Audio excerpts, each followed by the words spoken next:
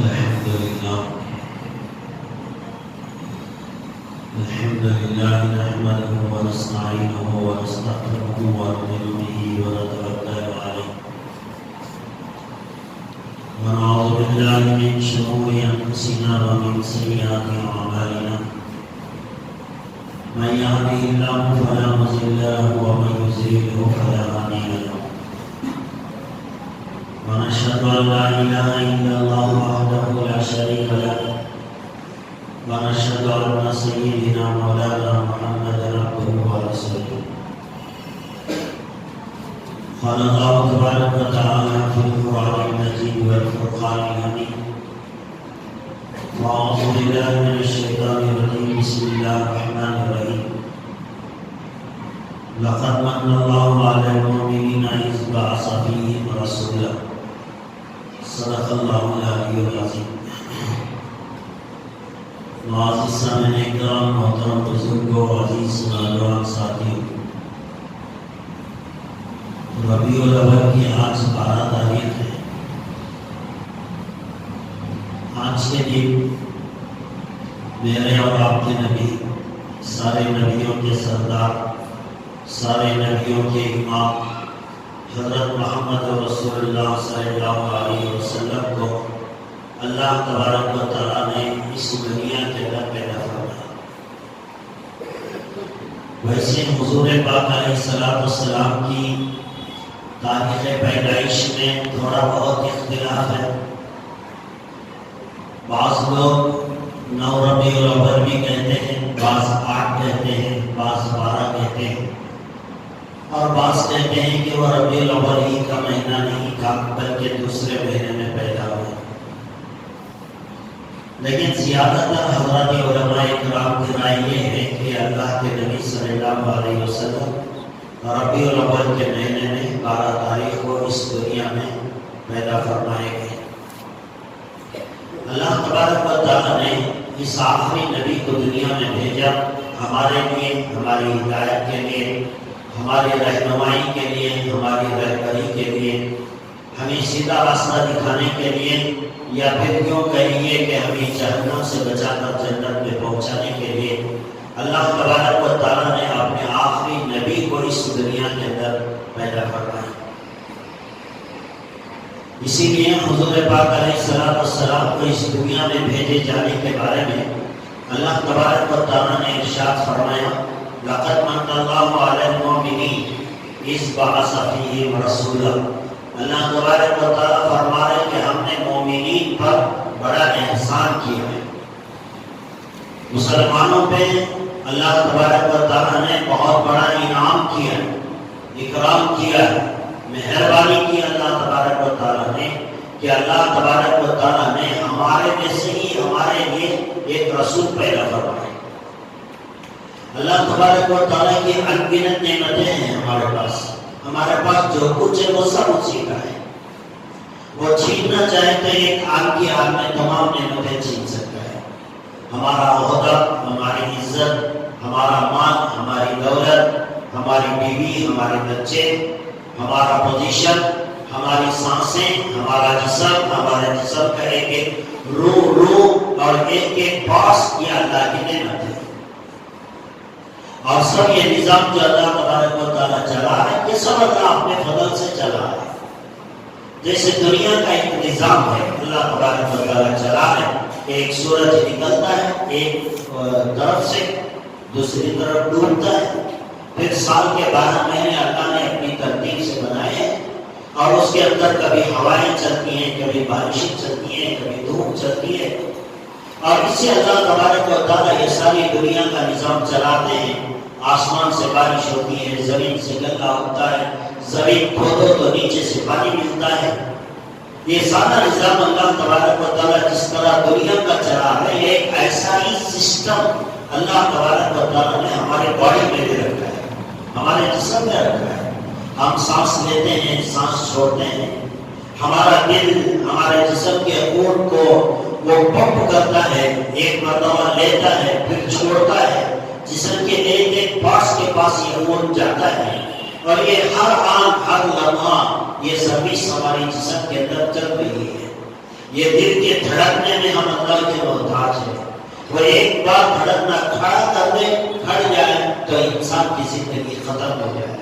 یہ نظام جس طرح اللہ نے دنیا کا چلایا، اسی طرح ایک سسٹم ہر انسان کے جسم میں اللہ تبارک و تعالیٰ نے رکھا ہے، اور وہ جب سے ہم پیدا ہوئے تب سے وہ سسٹم ہماری باڈی میں کام کر رہا ہے.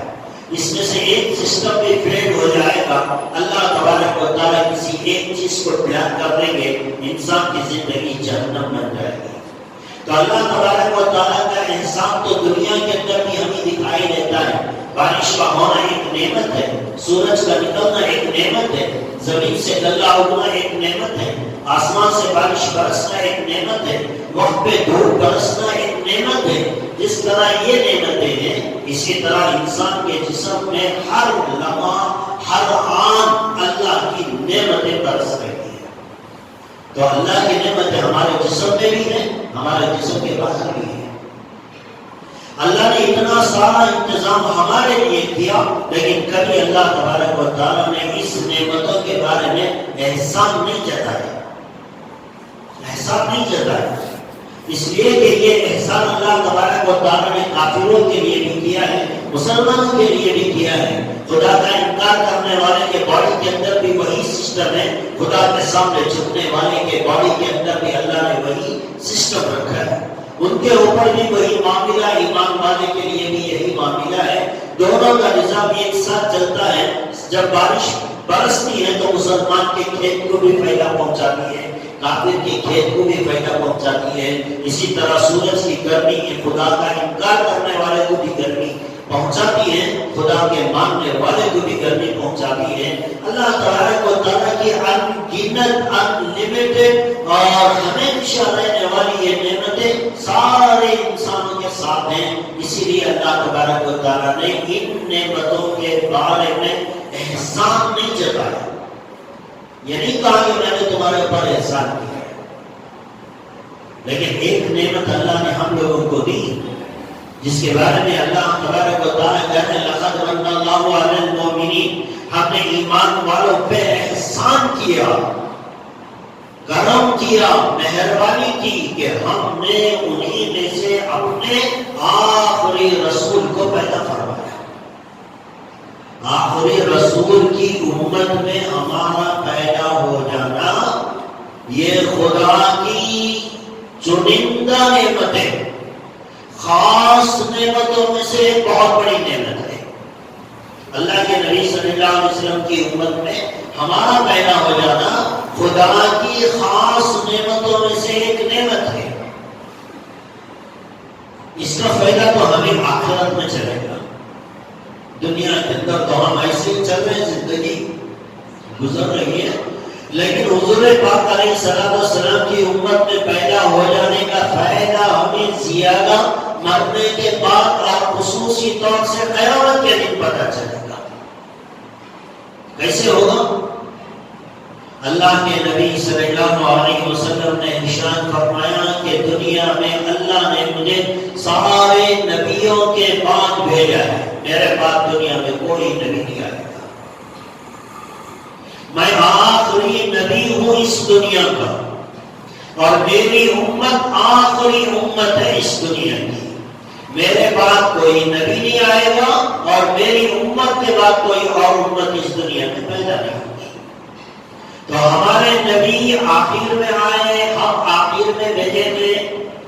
ہم دنیا کے اعتبار سے سب سے پیچھے دنیا کے اندر آئے، لیکن حضور پاک علیہ السلام کی امت میں پیدا ہو جانے کا فائدہ یہ ہوگا. اللہ کے نبی صلی اللہ علیہ وسلم نے ارشاد فرمایا کل قیامت کے دن جب تک میری امت جنت میں داخل نہیں ہوگی، کسی اور امت کا داخلہ جنت میں نہیں ہوگا. آئے تو سب سے آخر میں ہے، جائیں گے سب سے پہلے جنت میں. اب آپ سوچیں گے یہ کیا مسئلہ ہو گیا، یہ کون سا فائدے والی بات ہو گئی، باقی امتیں بھی جنت میں جائیں گی، ہم بھی جائیں گے. ایک آدمی پہلے چلا گیا اور میرے پیچھے ایک آدمی آ رہا ہے، کیا فرق پڑ جاتا ہے؟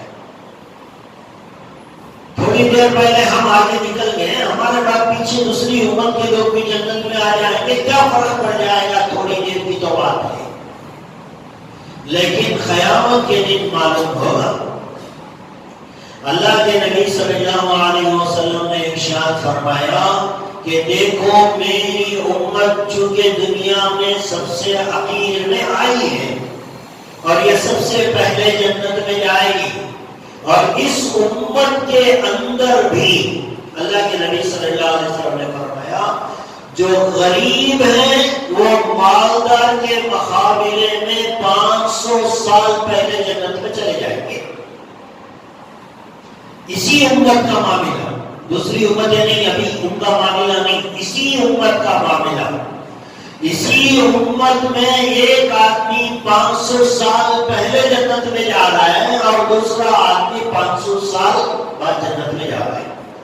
جب ایک ہی امت کے جنت میں جانے کے لیے ہزاروں سال لگیں گے قیامت کے دن، تب پتا چلے گا کہ پہلی بار پہلی امت کا جنت میں جانا یہ کتنا بڑا انعام ہے اللہ کا، وہاں پتا چلے گا۔ اب پہلے جو امتیں آئی ان کی موت بھی تو اس زمانے میں ہو گئی، عیسیٰ کے ماننے والے اس زمانے میں مر گئے، ان کے موسیٰ کے ماننے والے، یعقوب کے ماننے والے، یوسف علیہ السلام کا کلمہ پڑھنے والے، ابراہیم علیہ السلام کی امت، یہ ساری امتیں آئی دنیا میں، مر گئے، قبروں میں چلے گئے۔ اب ان کو قیامت کے دن اٹھایا جائے گا، لیکن ہم چونکہ سب سے آخر میں آئے ہیں، ہمارا بھی انتقال ہو گئے ایک دن اور ہمیں بھی لے جا کر خبر میں سنا دیا جائے گا۔ ہمارے اور قیامت کے درمیان میں کم فاصلہ، پہلی امتیں جو گزری ہیں، جو مر گئے، خبر کے گڑھے میں چلے گئے، ان کے اور قیامت کے درمیان میں بہت لمبا فاصلہ، اور جسے عذاب خبر میں مبتلا کر دیا گیا، جو عذاب خبر میں مبتلا ہو گیا وہ قیامت تک عذاب خبر میں مبتلا رہے گا۔ تو سب سے آخر میں آنے والا تو فائدے میں رہا نا، سب سے پہلے آیا مر گیا وہ قیامت تک عذاب خبر میں رہے گا۔ تو ہمارے نبی صلی اللہ علیہ وسلم کو سب سے آخر میں دنیا میں بھیجنا یہ بھی ایک بینیفٹ ہے اس امت کے لیے کہ یہ سب سے آخر میں آئے، مریں گے، چند سالوں کے بعد قیامت آ جائے گی، خبر کا معاملہ چند سال تک کا۔ پچھلے امتیں ہزاروں سال پہلے مرے ہوئے لوگ وہ اپنی خبروں میں سڑ رہے ہیں، معلوم نہیں کس کے ساتھ کیا ہو رہا ہے، یہ کب تک چلے گا، جب تک قیامت آئے گی۔ تو عذاب خبر بھی اگر کسی کو ملے تو وہ کب ملے گا، اس امت میں پیدا ہونے کی برکت سے۔ قیامت میں ہزاروں سال لگ جائیں گے پچھلی امتوں کو جنت میں جانے کے لیے۔ یہ امت کا فیصلہ ہوگا، یہ امت کا ایک آدمی جنت میں چلا جائے گا، جیسا کہ بتایا غریب 500 سال پہلے مالدار اپنے مال کا حساب دینے میں لگا رہے گا، اسے 500 سال لگ جائیں گے، تو صرف اس امت کو جنت میں جانے کے لیے 500 سال سے زیادہ زمانہ درکار ہوگا۔ تو قیامت کا دن اسی لیے کہا گیا کہ 50,000 سال کا ایک دن ہے قیامت کا دن۔ اللہ نے قرآن کریم میں اس کا تذکرہ کیا ہے کہ قیامت کا دن 50,000 سال کے برابر کا دن ہے، اور وہ 50,000 سال کا دن آج کے دن کی طرح نہیں ہے۔ تھوڑی دیر دھوپ آ گئی، اس کے بعد ابر آ گیا، پھر ٹھنڈی ہوائیں چلی، پھر تھوڑی ٹھنڈ لگنے لگی، ایسا نہیں ہوگا۔ وہ قیامت کا دن بڑا سختی کا دن ہوگا، ہر آدمی نفسی نفسی کے عالم میں رہے گا، ہر آدمی پریشانی کے عالم میں رہے گا، اور ایسے وقت میں کسی امت کے بارے میں اللہ یہ کہہ دے کہ جب تک یہ نہیں جائیں گے دوسرے نہیں جا سکتے ہیں، تو تب جا کر ہمیں احساس ہوگا کہ حضور پاک علیہ السلام کی امت میں پیدا ہونے کا کتنا بڑا فائدہ ہمیں مل رہا ہے۔ یہ آخرت میں پتہ چلے گا، ایک ایک گھنٹہ ایک ایک دن وہاں پہاڑ کی طرح محسوس ہوگا، لیکن اس امت میں پیدا ہونے کا ایک فائدہ یہ ہوگا کہ ہم سب سے پہلے جنت میں جائیں گے انشاءاللہ۔ اسی لیے اللہ نے کہا لقد من اللہ علی المؤمنین، ہم نے احسان کیا ایمان والوں پہ، آپ پہ، مجھ پہ، ہماری آنے والی نسلوں پہ، مسلمانوں پہ۔ اللہ کہہ رہے لقد من اللہ علی المؤمنین، ہم نے ایمان والوں پہ احسان کیا کہ ہم نے ان میں سے ایک رسول پیدا کیا۔ تو یہ تو بینیفٹ مل گیا ہمیں۔ گنہگار ہے، خطا کار ہے، مجرم ہے، عبادت گزار ہے، جیسے جیسے اس کے اعمال ہوں گے وہ ویسے ویسے جنت میں چلے جائیں گے۔ جس کے گناہ زیادہ ہوں گے وہ قیامت میں اتنی تکلیف میں رہے گا، لیکن پھر بھی اس امت میں پیدا ہونے کی وجہ سے، اس نبی کا کلمہ پڑھنے کی وجہ سے دوسرے امتوں کے مقابلے میں پہلے جنت میں چلے جائیں گے۔ یہ ایک فائدہ ہوگا۔ تو حضور پاک علیہ السلام کی پیدائش ہمارے لیے بہت بڑی مبارکباد ہے، یعنی بہت بڑا فائدہ ہے کہ اللہ نے آخری نبی کو دنیا میں پیدا کیا اور ان کی امت میں اللہ نے مجھے اور آپ کو پیدا کر دیا۔ اللہ کا احسان ہے ہم پر۔ لیکن جب اتنی بڑی نعمت، جس چیز کی جو نعمت جتنی زیادہ قیمتی ہوتی ہے اس کی اتنی زیادہ قدر کرنے کی ضرورت ہوتی ہے۔ معمولی چیزیں آدمی اپنے گھر میں سب کے چھوڑتا ہے، زیادہ قیمتی ہے اسے المار میں رکھتا ہے، اور زیادہ قیمتی ہے وہ بینک کے لاکر میں رکھتا ہے۔ جو چیز جتنی زیادہ قیمتی ہوتی ہے اس کی اتنی حفاظت بھی ہوتی ہے، اس کے بارے میں خیال بھی زیادہ کیا جاتا ہے۔ تو دنیا میں اللہ نے اس سے بڑی نعمت اور کوئی نہیں دی کہ ہمیں اللہ نے اپنے آخری نبی کو ہمارے لیے رسول بنا کر بھیج دیا۔ اب یہ رسول تو اللہ نے ہمیں عطا کر دیے۔ آج ہی کا دن تھا، غالباً رہا ہوگا۔ حضور پاک علیہ السلام کی پیدائش میں تھوڑا بہت اختلاف ہے، لیکن وفات میں کوئی اختلاف نہیں۔ حضور پاک علیہ السلام کی جو وفات ہوئی، دنیا سے انتقال فرما کے پردہ فرمایا، وہ یہی دن تھا۔ ربیع الاول کی 12 تاریخ تھی۔ پیدائش میں تو ڈاؤٹ ہے، اختلاف ہے، کنفیوژنگ ہے، لیکن وفات کے اندر کوئی اختلاف نہیں ہے۔ 12 ربیع الاول کی تاریخ تھی، آج ہی کا دن تھا۔ حضور پاک علیہ السلام اس دنیا سے پردہ فرما گئے۔ لیکن دوستو، حضور پاک علیہ السلام کو اللہ نے اتنا بڑا انعام کے طور پر ہمارے درمیان میں بھیجا، تو ہمیں چاہیے تھا کہ ہم ان کی قدر کرتے، اس نعمت کی قدر کرتے۔ اور حضرات صحابہ کرام رضوان اللہ تعالی علیہم اجمعین نے ساری دنیا پہ کتنے تھے صحابہ؟ حضور پاک علیہ السلام کے زمانے میں 1 لاکھ کچھ صحابہ تھے۔ اتنے صحابہ نے ساری دنیا کو فتح کر لیا، ساری دنیا ان کے سامنے جھکنے پر مجبور ہو گئی۔ علماء کہتے ہیں کہ ان کے اندر 2 چیزیں تھیں، 2 چیزوں کی بنیاد پر اللہ نے دنیا کو ان کے سامنے جھکایا۔ آج بھی اگر وہ 2 چیزیں اس امت کے کسی بھی زمانے میں، کسی بھی طبقے میں اگر وہ 2 چیزیں دوبارہ آ جائیں گی، اللہ تبارک و تعالیٰ دنیا کی طاقتوں کو ان کے قدموں کے نیچے جھکائے گا۔ وہ 2 چیزیں کیا تھی؟ ایک حضور پاک علیہ السلام سے محبت، اور دوسرا حضور پاک علیہ السلام کی کامل اطاعت۔ یہ 2 چیزیں صحابہ میں تھے۔ محبت تو اتنی کہ دنیا میں کسی نے کسی سے اتنی محبت نہیں کی، دنیا میں کسی نے کسی سے اتنی محبت نہیں کی جتنی صحابہ نے اپنے نبی سے محبت کی۔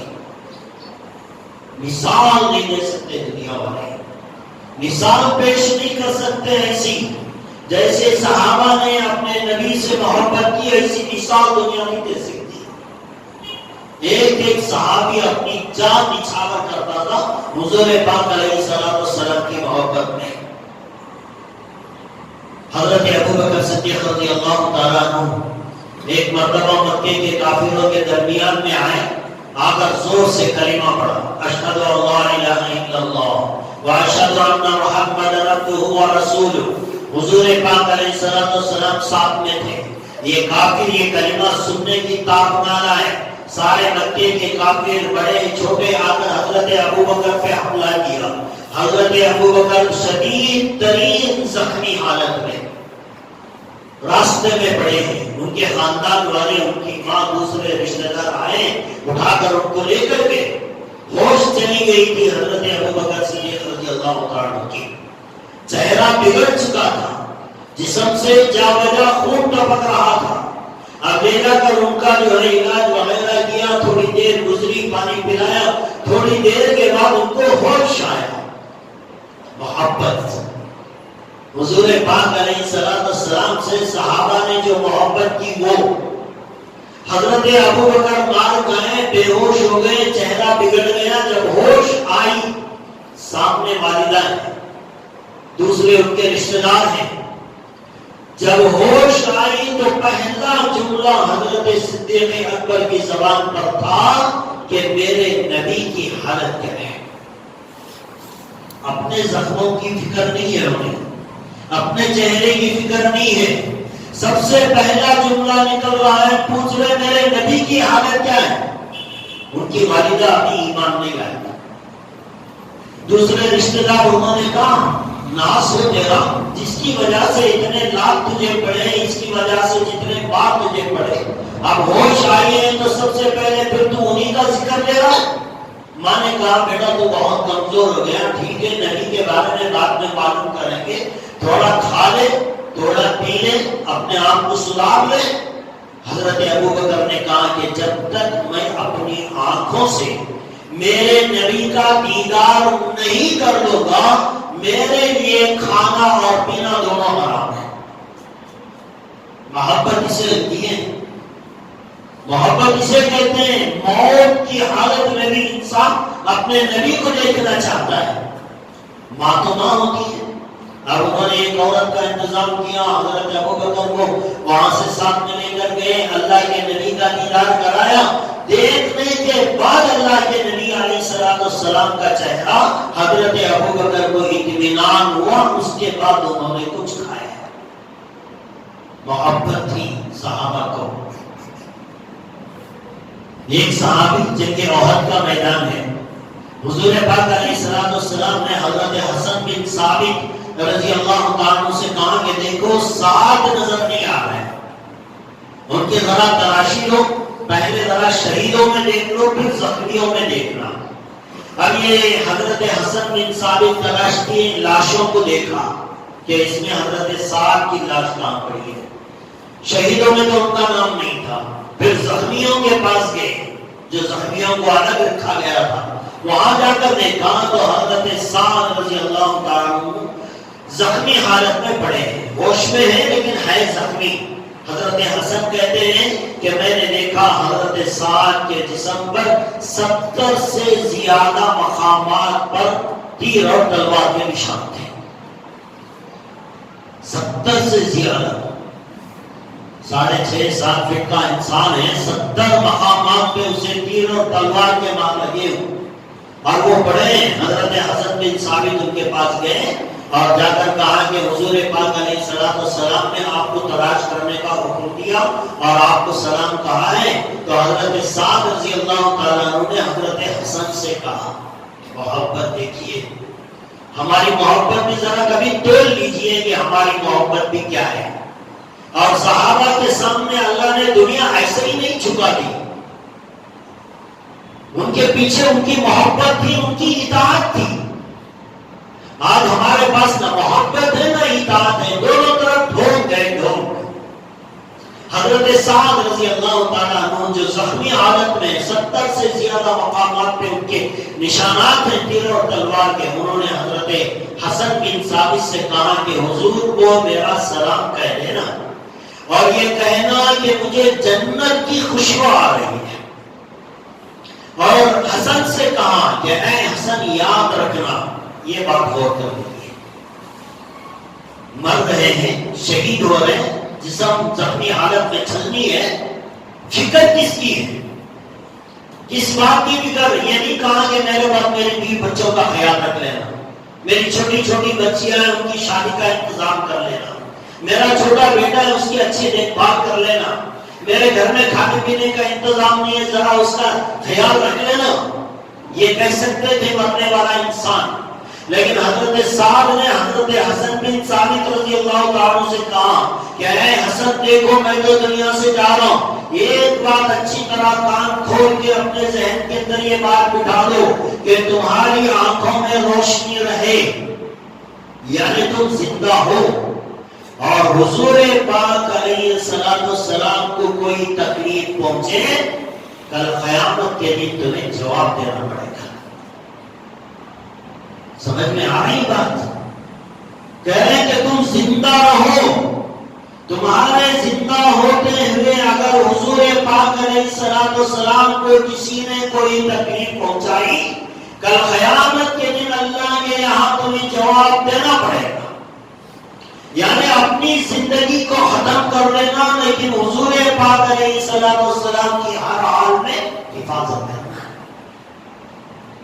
یہی وجہ کہ اتنی محبت تھی حضرت قریب رضی اللہ تعالیٰ عنہ، ان کو کافروں نے پکڑا، پھانسی کے پھندے پہ لٹکایا، اور ایک مشرک نے ان سے کہا اب تو تم پھانسی کے تختے پر لٹکے ہو، تھوڑی دیر بعد ہم پھانسی دے دیں گے، تمہاری روح نکل جائے گی، تمہاری زندگی ختم ہو جائے گی، تم حضور کا کلمہ پڑھتے تھے جس کی وجہ سے آج تمہارے اوپر یہ حالت آئی، اور تمہیں آج پھانسی کے تختے پر جو ہے لٹکایا جا رہا ہے، شاید تمہارے دل و دماغ میں یہ بات آ رہی ہوگی، یہ خیال آ رہا ہوگا کہ کاش میری جگہ میرا نبی تختے دار پر لٹکا ہوتا، یا پھر اس مشرک نے کہا کہ کیا یہ بہتر ہوتا کہ ہم تمہیں پھانسی کے تختے سے اتار لیتے اور تمہارے بدلے تمہارے نبی کو پھانسی دے دیتے، یہ منظور ہوتا تمہیں؟ تو وہ صحابی رسول کہنے لگے تو میرے بدلے ان کو پھانسی دینے کی بات کر رہا ہے، میں یہ چاہتا ہوں کہ مجھے پھانسی کے تختے سے نکال دیا جائے، اس کے بدلے میں میرے نبی کے تلوے میں یہ کانٹا چبھے، یہ بھی مجھے پسند نہیں، میری زندگی مجھے مل جائے صرف اس کے بدلے کہ میرے نبی کے پیر میں یہ کانٹا چبھایا جائے، ایسی زندگی مجھے پسند نہیں۔ محبت کرنے والوں نے اپنا حق ادا کیا۔ حضرت دجانہ ایک صحابی ہے، جنگ احد کا بدر تھا، ایک موقع ایسا آیا کہ دشمن حضور پاک علیہ السلام کو گھیرے میں لے لیے، یہ صحابی رسول آگے بڑھے، لیکھا کہ دو چیزیں ہیں، ایک طرف حضور پاک علیہ السلام ہے، سامنے دشمن ہے، تیر برسا رہا ہے، اب تیروں کو روک رہے ہیں، حضور پاک علیہ السلام کی حفاظت بھی کرنی ہے، کیا کریں؟ وہ حضور پاک علیہ السلام کی آڑ میں آئے، سینہ کافروں کی طرف کیا، پیٹھ نبی کی طرف کیا، میدان جنگ میں جب پیٹھ نبی کی طرف کیا تو دل میں خیال آیا کہ میرے نبی کی طرف پیٹھ کرنا یہ میرے نبی کی بے ادبی کے مثال ہے، لہذا انہوں نے اپنا چہرہ موڑ لیا، اپنا چہرہ نبی کی طرف کیا، دشمنوں کی طرف پیٹ کی، اور دشمن تیر برساتے رہے، اور حضرت دجانہ اپنی پیٹ پر تلوار تیروں کے نشان تیر کھاتے رہے، لیکن حضور پاک علیہ السلام کی طرف اپنی پیٹ کرنا گوارا نہیں کیا۔ آج ہے ایسی محبت کے دعوے تو ہیں ہزاروں آج ہمارے پاس، صحیح معنوں میں دل سے چاہنے والا کوئی نہیں ہے۔ اگر یہ محبت ہی صحیح معنوں میں ہمارے دلوں میں ہوتی تو آج دنیا ہمارے قدموں تلے ہوتی۔ ایک صحابی، ہر صحابی کے دل میں تھی محبت، حضور پاک علیہ السلام کے لیے وہ اپنی بیوی، اپنا مال، اپنی اولاد، اپنے سب کچھ قربان کرنے کے لیے تیار تھے۔ ایک صحابی آئے، حضور پاک علیہ السلام مجمع میں بیٹھے ہیں، اور وہ صحابی آئے، آ کر کہنے لگے اللہ کے نبی صلی اللہ علیہ وسلم ایک مسئلہ ہے، بہت بے چین کر رہا ہے، بہت پریشان کر رہا ہے۔ حضور پاک صلی اللہ علیہ وسلم نے پوچھا کہ کیا بات ہے؟ انہوں نے کہا کہ اے اللہ کے نبی، میں آپ کی مجلس میں بیٹھتا ہوں، آپ کے چہرے کو دیکھتا ہوں، دل کو سکون ملتا ہے۔ آپ کی مجلس برخاست ہوتی ہے، سب گھروں کو جاتے ہیں، میں بھی گھر میں جاتا ہوں، بیوی بچوں کے ساتھ رہتا ہوں، تھوڑی دیر کے بعد پھر آپ کا چہرہ یاد آتا ہے، آپ کو دیکھنے کی تمنا ہوتی ہے، تو پھر میں مسجد نبی میں آ جاتا ہوں، انتظار کرتا ہوں کب آپ گھر سے باہر نکلیں، کمرے اور حجرے سے باہر نکلیں، پھر آپ کا دیدار کرتا ہوں۔ یہاں تو خیر میں گھر جاتا ہوں، واپس آ جاتا ہوں، آپ کا دیدار دن میں کئی مرتبہ کر لیتا ہوں، لیکن تب وہاں کیا بنے گا جب قیامت کے دن فیصلے کر دیے جائیں گے، لوگ اپنی اپنی جنت میں چلے جائیں گے، آپ تو سارے نبیوں کے سردار، جنت میں آپ سے اعلیٰ مقام تو کسی کا ہوگا نہیں، آپ اعلیٰ درجہ پر رہیں گے اور ہم معمولی جنت میں رہیں گے، آپ کا درجہ اونچا، میرا درجہ چھوٹا۔ جب آپ کی یاد آئے گی جنت کے اندر، آپ کو دل چاہے گا کہ آپ کا چہرہ مبارک دیکھوں، تو اللہ کے نبی وہاں کیا صورت بنے گی؟ یہاں تو دیکھ لیتا، دل کو تسلی ہوتی، وہاں جنت میں ساری نعمتیں تو ہوں گی، اگر آپ کا چہرہ نہیں ہوگا تو وہاں بھی سکون نہیں مل پائے گا، وہاں بھی ہمارے دل کو سکون نہیں ملے گا۔ کیا شکل ہوگی، کیا صورت ہوگی، کیسے آپ کا دیدار ہوگا؟ حضور پاک علیہ السلام نے ایک جملہ ارشاد فرما دیا، ساروں کی تسلی کا سامان کر دیا۔ حضور پاک علیہ السلام نے سارے مجمع کے سامنے ان صحابی کے سوال کا جواب یہ دیا، اے میرے صحابہ، اچھی طرح ذہن کے اندر بٹھا لو، دنیا میں تم جس سے محبت کرتے ہو، قیامت میں اللہ انہی کے ساتھ تمہارا حشر کرے گا۔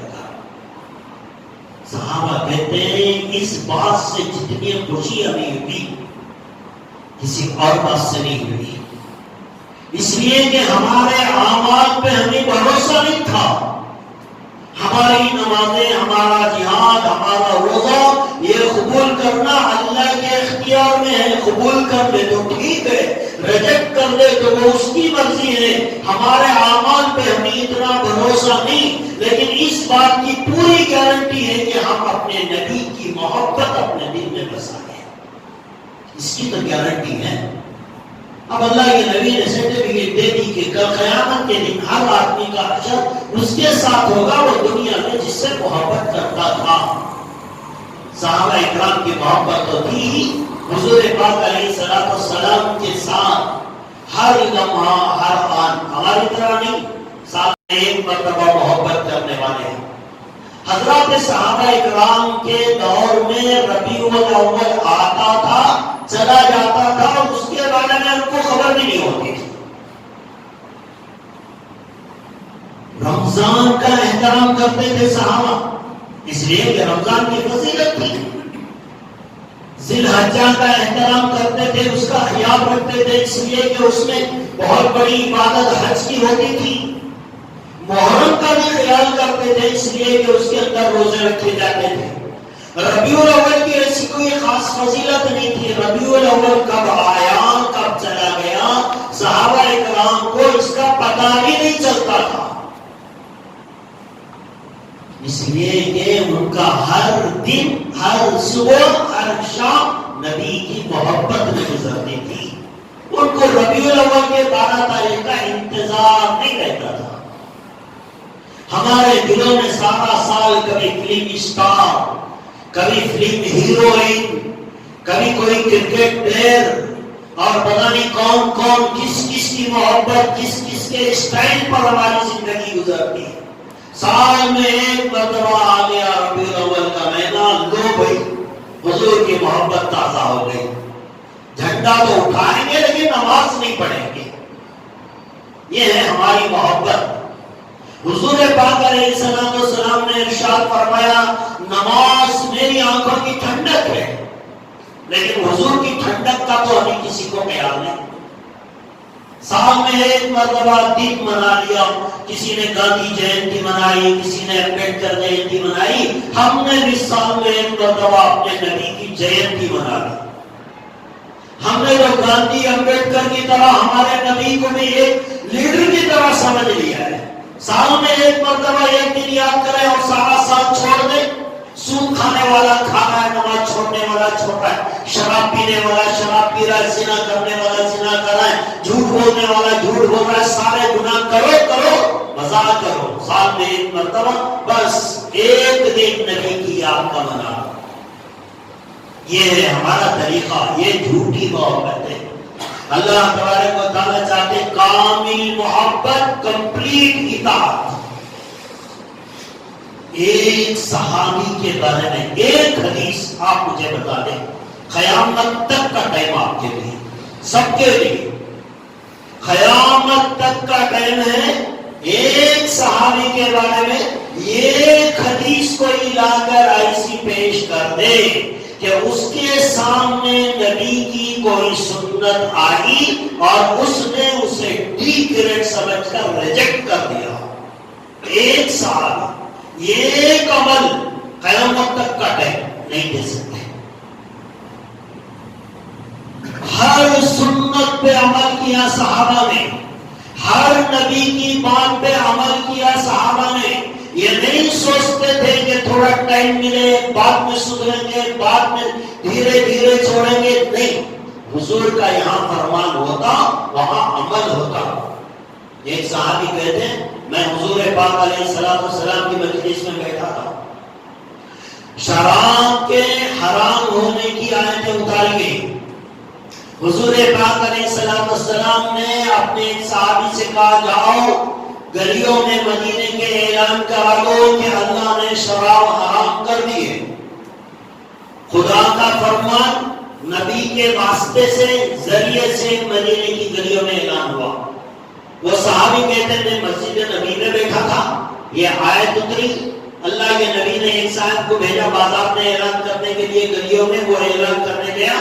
تھوڑی دیر کے بعد میں اس مجلس سے اٹھ کر ایسی جگہ گیا جہاں شراب پینے کی محفلیں جمع کرتی تھی. 24 گھنٹے نہیں، 1 گھنٹہ نہیں، تھوڑا سا وقت گزرا چند منٹ کا. اب یہ صحابی کہتے میں نے جا کر دیکھا کہ جہاں جہاں محفلیں سجتی تھی شرابیوں شراب پینے والوں کی، وہاں میں نے دیکھا کہ وہاں راستوں میں مدینے کی گلیوں میں پانی کی طرح شراب بہ رہی تھی. جس نے ہاتھ پہ پکڑا اس نے منہ تک لے کر نہیں گیا. سنا کان سے نبی فرما رہے اللہ کا حکم آ گیا شراب حرام ہے. جس کے ہاتھ میں تھی اس کے ہوٹ میں نہیں گئی، جس کے منہ میں تھی اس کے حلق کے نیچے نہیں اتری، جس کے گھر میں تھی وہ سب چھوڑ دی گئی. اور جتنے شراب کے آلے تھے جس میں بنایا جاتا تھا، رکھا جاتا تھا، پیا جاتا تھا، جتنے پیالے تھے اس میں ایک بھی چیز بچائی نہیں گئی، سب چھوڑ کر ختم کر دی گئی. اطاعت ایسے ہوتی ہے. جب ایسی وفاداری کی نبی سے، محبت بھی ایسی، اطاعت بھی ایسی، تو اللہ تبارک و تعالیٰ نے ان کے نام کو روشن کیا. اب ذرا ہم بتائیں دوستو، میں آپ کے بارے میں کیا کہوں، آپ میرے بارے میں کیا کہیں. کوئی کسی کے اوپر انگلی کیوں اٹھائے؟ ہر آدمی اپنے گریبان میں جھانک کر دیکھ لے میں بھی نبی کا کلمہ پڑھنے والا، انہی کو فالو کرنے والا. آج میری زندگی میں ہزاروں مرتبہ بیان کرنے والوں نے کہا کہ یہ سنت ہے، یہ سنت ہے، نبی کا یہ فرمان ہے، لیکن اب بھی سوچنے کچھ ہے کیسا چھوڑنا. 7 سال چھوڑا ہے، آئندہ مہینہ دیکھیں گے، تھوڑا تھوڑا کوشش کریں گے، زندگی ختم ہو جائے گی. حضور پاک علیہ السلام کی سنت ہماری زندگی میں نہیں. ایسی محبتیں اللہ کو بالکل پسند نہیں ہے. اللہ چاہتے ہیں ہر لمحہ ہر آن نبی کی محبت ہو، ہر لمحہ ہر آن نبی کی اطاعت ہو. اللہ تبارک و تعالیٰ نے فرمایا کہ بھی اللہ کی مانو، اللہ کے رسول کی اطاعت کرو ہر معاملے میں، تب جا کر وہ محبت ہو.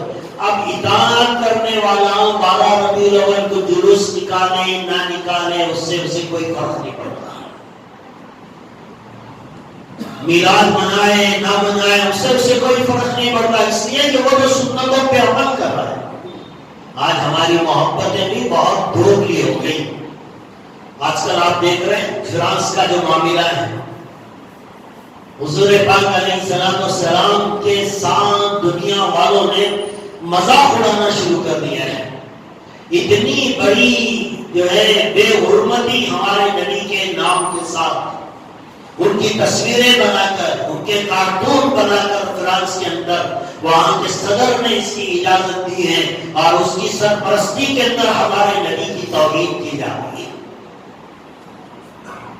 یہ بات تو طے ہے کہ اللہ اپنی توہین تو برداشت کر لے گا. یہ بات طے ہے کہ اللہ اپنی توہین تو برداشت کر لے گا. ایک آدمی اللہ کو گالیاں دے کھڑے ہو کر اللہ معاف کر دے گا, معاف کر سکتا ہے.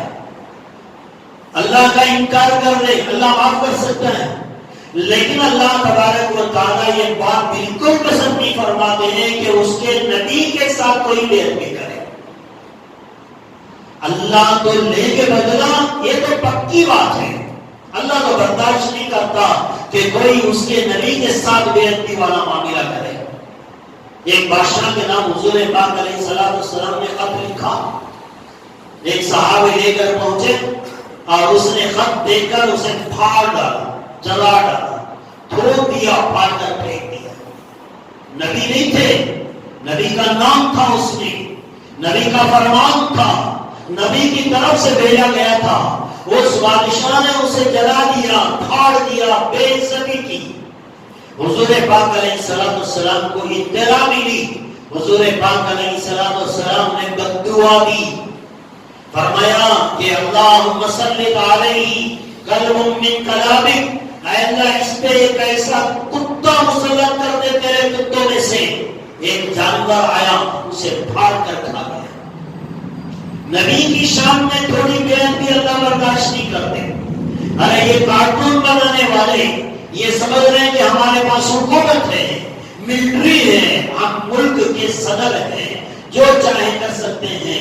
یہ حضور پاک علیہ السلام کی شان میں آج فرانس کے اندر جو توہین آمیز صورتیں اور شکلیں بنا کر پیش کی جا رہی ہے, ان لوگوں کو پتہ نہیں یہ مسلمانوں کو تکلیف پہنچانے کے لیے کر رہے ہیں, لیکن حقیقت میں یہ اللہ کے غصے کو ابھار رہے ہیں.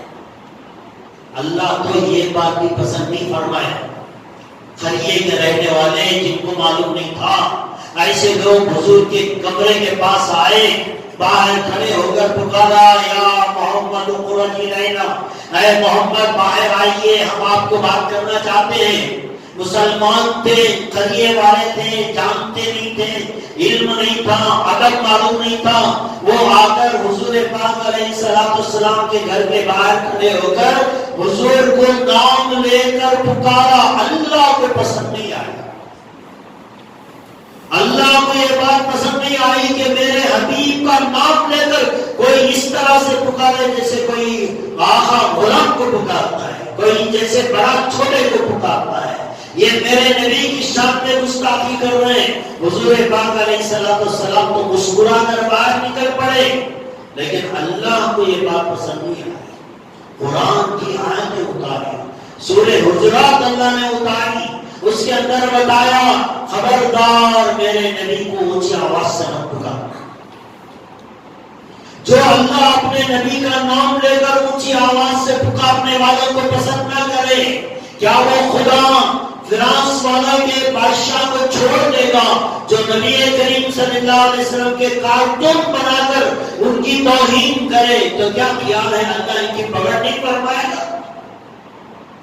بھلے سے ہم خاموش رہ جائیں, لیکن ایک مسلمان کا حق بنتا ہے کہ جو نبی کی شان میں توہین کرے وہ اپنے دل کے ایمان کو جگائے اور اسے سبق سکھانے کا کام کرے. لیکن آج ہمارے پاس جن کے پاس حکومت ہے وہ تو کچھ نہیں کر پا رہے, لیکن ہمارے پاس تو ہے کچھ نہیں کہ ہم کریں. لیکن اللہ تو کرے گا, لیکن ہمارا حق جہاں تک بنتا ہے وہ ہم کریں.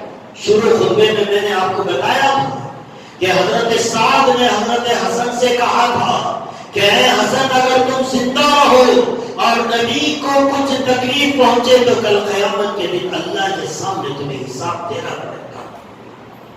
آج ہمارے نبی کی توہین منائی جائے, آج ہمارے نبی کے نام کی توہین کی جائے, کل قیامت کے دن اللہ ہم سے پوچھے گا کہ یہ تمہارے دور میں ہوتا رہا تم نے کیا کیا. آج بڑے بڑے ممالک اس کے میں کہتا ہوں وہ ترکی کا صدر طیب اردگان نے فرانس کے صدر کو یہ کہا کہ بھئی اس کا دماغ خراب ہو گیا. فرانس کے صدر کے بارے میں ترکی کے صدر نے کہا کہ بھئی اس کا دماغ خراب ہو گیا ہے جو ہمارے نبی کے شان میں اس طرح بکتا ہے. اور وہ فرانس کے صدر کو صرف اتنی بات کہنے پر فرانس نے ترکی سے اپنے سفیر کو واپس بلا دیا کہ میری شان میں تو نے یہ کہا میرا دماغ خراب ہو گیا تو تو نے اپنے سفیر کو واپس بلا لیا. تیرے پیچھے کتنے ہیں, تیرے فالوورز کتنے ہیں؟ پورا فرانس تو تیرا فالوورز نہیں ہوگا. ہاں میجارٹی سے جیتا ہوگا الیکشن میں, اب تو صدر بن گیا, لیکن فرانس کے علاوہ کوئی تیرا فالوورز نہیں ہے. یہاں جس نبی کی شان میں تو گستاخی کر رہا ہے, یہاں ساری دنیا کے کروڑوں اربوں مسلمان اس نبی کے فالوورز ہیں. اور اتنا ہی نہیں, اس نبی کی شان میں گستاخی کرنے پر مسلمان تو مسلمان, اس کائنات کا رب العالمین بھی غصہ ہو جاتا ہے. اب اس کی پکڑ سے تو وہ بچے گا نہیں, لیکن اس کے لیے ہم اپنی ناراضگی کا اظہار کریں, فرانس کے جتنے آئٹمز ہیں اس کا بائیکاٹ کریں. ویسے میں نے دیکھا کہ وہاں کے کوئی آئٹم ہمارے استعمال میں ویسے خاص نہیں آ رہے ہیں, ورنہ میں ان کے نام وغیرہ آپ کے سامنے بتاتا. لیکن وہاں کوئی ایسا خاص آئٹم ہمارے اختیار ہمارے استعمال میں نہیں ہے, لیکن کم از کم ہم اپنے دلوں سے اس کے حق میں نفرت کریں اور اس کے بارے میں ہم دعا کریں کہ اللہ اسے ذلیل کرے, خار کرے, جیسے اس زمانے میں اللہ کے نبی نے کہا تھا کہ تو اپنے کتوں میں سے ایک کتے کو اس پر مسلط کر دینا. تو ہم بھی یہ دعا کریں گے کہ اے اللہ تو اپنے کتوں میں سے ایک کتا فرانس کے صدر کے لیے بھی منتخب فرما دے, تاکہ اس کا حشر ایسا ہو کہ دنیا دیکھ لے اور دنیا والوں کو پتا چلے کہ جو نبی کی شان میں تھوڑی بے ادبی کرتا ہے, اللہ تبارک و تعالیٰ اس کے ساتھ کیا حشر کرتے ہیں. اس کے لیے بعض لوگوں نے کہا کہ دعا کریں, یہی دعا اللہم صلی علیہ قلب من کلابک, اے اللہ تو اپنے کتوں میں سے ایک کتے کو اس پر مسلط فرما دے. یہ نبی کی دعا ہے. لیکن پڑھنے کا بعض علماء نے طریقہ یہ بتایا کہ اس آدمی کی تصویر آپ کو سوشل میڈیا پہ ملے گی, گوگل پہ ملے گی, آپ لکھیں گے پرسین آپ فرانس پک کرو, آپ کے سامنے اس کی تصویر آئے گی. بعض علماء نے کہا کہ کچھ آیتیں کسی انسان کو ٹارگٹ بنا کر جب پڑھی جاتی ہے تو اس کا اثر زیادہ ہوتا ہے. یہ جو عملیات بھی کرتے ہیں نا, چاہے وہ غلط ہو صحیح ہو, توڑ کر رہے ہو یا کسی پہ جادو کر رہے ہیں, وہ اکثر جو ہوتا ہے کسی انسان کی تصویر کو سامنے رکھتے ہیں, اس پر قرآن کی آیتیں پڑھ کر اسے ٹارگٹ بناتے ہیں, اسے دیکھتے ہیں, تو باقاعدہ ان آیتوں کا اثر اس تصویر والے کی زندگی میں پڑتا ہے. تو اس لیے بعضوں نے کہا کہ آپ اس کی تصویر کو دیکھیں, دل میں ارادہ کریں کہ میں اس کے لیے یہ دعا پڑھ رہا ہوں, اللہم صلی علیہ قلب من کلابک, اے اللہ اس پہ تیرے کتوں میں سے ایک کتے کو مسلط فرما دے. اس کی تصویر کو دیکھ کر جتنی مرتبہ آپ اس دعا کو پڑھیں گے, اللہ کسی نہ کسی انسان کی دعا کو قبول کرے گا, اور اس کے ذریعے سے اللہ اسے ایسے دردناک عذاب میں مبتلا کریں گے کہ دنیا دیکھے گی. دنیا گواہ ہے, جس زمانے میں جس دور میں بھی نبی کی شان میں گستاخیاں ہوئی ہیں, اللہ نے ان کو دردناک عذاب دیا ہے, دنیا میں بھی مرنے کے بعد بھی. ابو لہب ہمارے سامنے پوری تاریخ پڑھی ہے, اللہ نے اس کے عذاب کے لیے باقاعدہ ایک سورت اتار دی تھی. تو دوستو ہمارے لیے ضروری ہے کہ ایک تو ہم اپنے نبی سے صحیح معنوں میں محبت کریں. محبت کا مطلب یہ نہیں, اور آج کا دن یہ مہینہ ہے, ربیع الاول کا مہینہ ہے, اور آج 12 تاریخ ہے, تو غیر مسلموں کے درمیان میں بھی ہم ایسے اعمال کریں جس کی وجہ سے ان کو پتا چلے کہ بھئی ان کے نبی کتنے اچھے ہیں. اللہ کے نبی آج ویسے بھی میرے خیال سے گورنمنٹ ہالیڈے ہیں, کوئی ڈیوٹی تو پہلے بھی نہیں ہے, 5 منٹ زیادہ لگ جائیں آپ کو کوئی فرق نہیں پڑے گا. ہمارے نبی کو اللہ نے رحمت للعالمین بنا کر بھیجا ہے. ہمارے نبی سارے جہانوں کے لیے رحمت ہے, زحمت نہیں ہمارے نبی. تو ہم ایسے خیر کے کام کریں کہ ہمارا خیر کا کام دیکھ کر غیر بھی یہ کہے کہ بھئی امتی کے اندر جب اتنا خیر ہے تو ان کے نبی میں کتنا خیر رہا ہوگا. یہ سوچیں, ایسے خیر کے کام کریں. ہم اپنا اخلاق کے ذریعے سے غیروں کے سامنے اپنے نبی کو انٹروڈیوس کریں. حضور پاک تو ہے نہیں, وہ تو اپنی خبر مبارک میں آرام فرما رہے. لوگ ہمارے نبی کی زندگی کو تو نہیں دیکھیں گے, وہ تو ہم ہی دیکھیں گے, ہمارے اخلاق کو دیکھیں گے. لہذا ایسے اخلاق کا معاملہ کریں کہ غیر بھی متاثر ہو کہ ان کا کلمہ پڑھنے والوں میں جب اتنی بھلائی ہے تو پھر ان کے نبی کے اندر کتنی خیر اور بھلائی رہی ہوگی. حضور پاک کی خیر کی بھلائی کی باتیں ہم لوگوں تک پہنچائیں. لیکن آج ہمارے لیے بڑے افسوس کے ساتھ کہنا پڑتا ہے کہ ہم نبی کا نام لے کر ایسے کام کرتے ہیں جس سے دوسروں کو بھلائی نہیں, دوسروں کو تکلیف پہنچے. اللہ نے تو ہمارے نبی کو رحمت بنا کر بھیجا تھا اور ہم لوگوں کے سامنے اپنے نبی کو زحمت بنا کر پیش کرتے ہیں. بات کریں, دیکھ لیں ہمارے اخلاق, دیکھ لیں ہمارا رویہ, دیکھ لیں ہم غیروں کے ساتھ کیا کر رہے ہیں. اب یہ 12 ربیع الاول کا مہینہ, حضور کی پیدائش کا دن, آج جتنی تکلیف ہم غیروں کو پہنچاتے ہیں کبھی نہیں پہنچاتے. تو گویا ہمارے نبی رحمت تھے یا زحمت تھے؟ رحمت تھے تو ہمیں چاہیے تھا کہ دوسروں کو فائدہ پہنچاتے, لیکن آج کے دن ہم غیروں کو تکلیف پہنچاتے, زحمت کا سبب بناتے ہیں. خیر اللہ خیر کرے, اس مرتبہ تو وہ جلوس کا پرمیشن نہیں ہے. کہیں بھی کسی بھی محلے میں کوئی فنکشن کی اجازت نہیں ہے.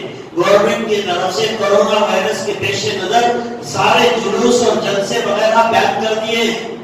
اب راستوں کو بلاک کرنا, لوگوں کو تکلیف پہنچانا, یہ تو انشاءاللہ نہیں ہوگا آج کا دن. لیکن خیر کا کام, بھلائی کا کام, دوسروں کو فائدہ پہنچانے کا کام. ابھی 2 اعلان ہمارے پاس آئے. ایک اعلان ہے چنتاوڑی ہی کا ہے, انہوں نے جو ہے خون ڈونیٹ کرنے کا نظام کیا آج کے دن. یہ ہمارے نبی نے پہلا عشق کا دن ہے, لہذا ہم اپنا خون دوسروں کو ڈونیٹ کر کے ان کی زندگیاں بچا کر ایک اچھا میسج دوسروں کو دینے کی کوشش.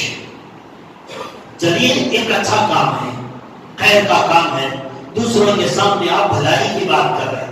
اسی طرح جیسے کہ بار بار میں آپ کے سامنے ذکر کرتا ہوں, بنگلور کے اندر حضرت مولانا طلحہ صاحب دامت برکاتہم, ان کے زیر نگرانی میں ایک گروپ چلتا ہے, رحمت گروپ. بہت خیر کا کام کرتے ہیں, خصوصی طور سے نان مسلم میں. آج کے دن انہوں نے سارے بنگلور کے جتنے گورنمنٹ آفس جیسے پولیس اسٹیشن ہے, گورنمنٹ ہاسپٹلیں ہیں, وہاں انہوں نے جو ہے کچھ مٹھائی بنائی ہے. ہر پیشنٹ کے پاس جائیں گے, مٹھائی دیں گے, اور جتنے بڑے بڑے گورنمنٹ آفیشل ہیں ان کے پاس حضور پاک علیہ الصلوۃ والسلام کی سیرت سے تعلق رکھنے والی ان کی زبان کے اندر ایک ایک بک تقسیم کر کے. تو یہ بھی ایک اچھا میسج ہے. حضور کی زندگی ان کے سامنے جائے گی اور ہمارا عمل بھی ان کے سامنے جائے گا کہ بھئی یہ دیکھو مٹھائی تقسیم کر رہے ہیں, پھول بانٹ رہے ہیں غریبوں میں, اور پیشنٹ جو لوگ ہیں بیمار ہیں ان کے اندر پھول تقسیم کر رہے ہیں. ویسے انہیں کے گروپ کا ایک حصہ ہمارے شہر چنتاوڑی میں بھی ہے. یہاں بھی گورنمنٹ ہاسپٹلوں کے اندر اور پولیس اسٹیشنوں کے اندر یہاں بھی جو ہے اسی رحمت گروپ کے لوگ جائیں گے اور کتاب کے ساتھ ساتھ وہ مٹھائی وغیرہ بھی تقسیم کریں گے. مٹھائی تو ایک بہانہ ہے, اصل میں وہ کتاب پہنچانا ہے جس کے اندر ہمارے نبی کی زندگی کے خاص پہلو ہیں.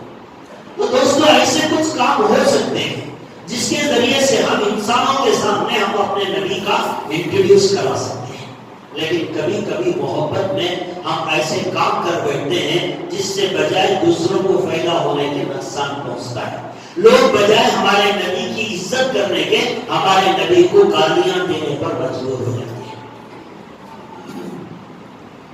تکلیف ہوتی ہے, لیکن کیا کروں, ایسے عمل ہم محبت میں کرتے ہیں. آج دیکھیے 12 ربیع الاول کا دن، حضور کی پیدائش کا دن، آرام پہنچائیں، دوسروں کے لیے خیر کریں، یہ چاہیے تھا ہمارے لیے.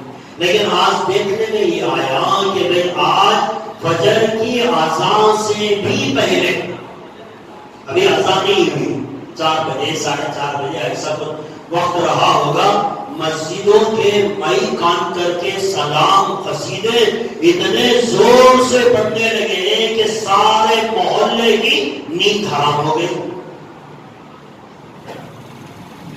ہم آپ کر رہے ہیں محبت میں، لیکن ہو کیا رہا ہے؟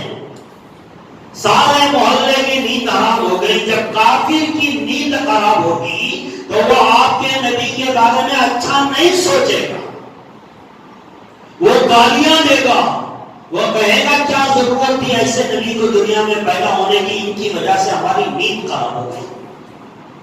ارے مسلمان ہیں نہیں بولے گا، چلیے مسلمان بھی ہیں، تکلیف پہنچانا تو کسی کا حق نہیں بنتا. حضرات فقہاء کرام نے لکھا کہ آپ مسجد میں بیٹھے ہیں، مسجد کے ایک کونے میں ایک آدمی آرام کر رہا ہے، تو فقہاء نے کہا کہ قرآن مجید زور سے پڑھنا جائز نہیں ہے. تیرے زور سے پڑھنے سے کونے میں سونے والے انسان کی نیند خراب ہو سکتی ہے. دوسرے کی نیند کو خراب کرنے سے بچانے کے لیے قرآن کو زور سے پڑھنے سے منع کیا گیا، اور وہ بھی دن کے حصے میں. اور آپ تو گہری نیند میں سونے والوں کو اوور فل ثواب رکھ کر سارے محلے میں اتنے زور سے سلام اور قصیدے رات کے 4 ساڑھے 4 بجے لگا دیے، سارے محلے کی نیند حرام کر کے رکھ دی. آپ بتائیے آپ محبت میں فائدہ پہنچانا نقصان پہنچانا؟ دوسرے آپ کے نبی کے بارے میں اچھا سوچیں گے غلط سوچیں گے؟ یہ تو ہماری غلطی ہے. ہم موقع دے رہے ہیں ان کو کہ ہمارے نبی کے بارے میں برا بھلا کہو تو ہم ان کے ماننے والے، ہمیں کسی کی پرواہ نہیں، کسی کی نیند کی پرواہ نہیں، کسی کے آرام کی پرواہ نہیں. ہم محبت میں اتنے اندھے کہ ہم جو چاہتے ہیں وہ کرتے ہیں. پڑھنا ہی ہے سلام، پڑھنا ہی ہے قصیدے، رکھیں دل میں محبت. بیٹھیے اندھیرے میں، بیٹھیے رات کے تنہائی میں، درود شریف پڑھیے 1000 مرتبہ، فرشتے لے جا کر پہنچائیں گے. میت کی ضرورت کیا ہے؟ دوسروں کو خلل پہنچانے کی ضرورت کیا ہے؟ ہمارے نبی دنیا میں رحمت بنا کر بھیجے گئے، ہم ان کا نام زحمت کی طرح دنیا والوں کے سامنے پیش کر رہے ہیں. دوستو عقل کے ناخن لو، سوچو کیا کرنا چاہیے اور ہم کیا کر رہے ہیں. ہمارے نبی نے تو نبی کو تکلیف پہنچانے والوں کے لیے بھی آرام کیا، راستے میں کانٹے بچھانے والوں کے لیے ہاتھ اٹھا کر دعائیں دی. تکلیف پہنچانے والا جب بیمار ہوتا تھا اس کے گھر جا کر اس کی بیمار پرسی ہمارے نبی نے کی. دشمنوں کے ساتھ بھی خیر خواہی والا معاملہ ہمارے نبی نے کیا. اور آج ہم ان کا نام لینے والے ان کے جنم دن پر، ان کے پیدائشی دن کے اوپر ایسے کام کریں جس سے لوگوں کو تکلیف پہنچے. قسم خدا کی کل قیامت کے دن نبی پوچھیں گے، دامن پکڑ کر پوچھیں گے کیا یہی تعلیم تھی میری تیرے لیے؟ میں نے زندگی میں کبھی کسی کو تکلیف نہیں دی. طائف والوں نے پتھر برسائے، میرا چہرہ بگڑ گیا، میرے جوتے خون سے رنگین ہو گئے. فرشتے میرے پاس آئے تھے کہ میں دعا بدعا کروں، میں ان کو ہدایت کر دوں، لیکن میں نے اتنے پتھر کھانے کے بعد بھی کسی کافر کے حق میں بدعا نہیں کی. اور آج عجیب محبت ہے یار، ہماری عجیب محبت ہے. بغیر میت کے تو ہمارا سلام جاتا نہیں، بغیر میت کے ہمارے قصیدے نہیں پہنچتے، بغیر میت کے ہمارا درود شریف نہیں پہنچتا.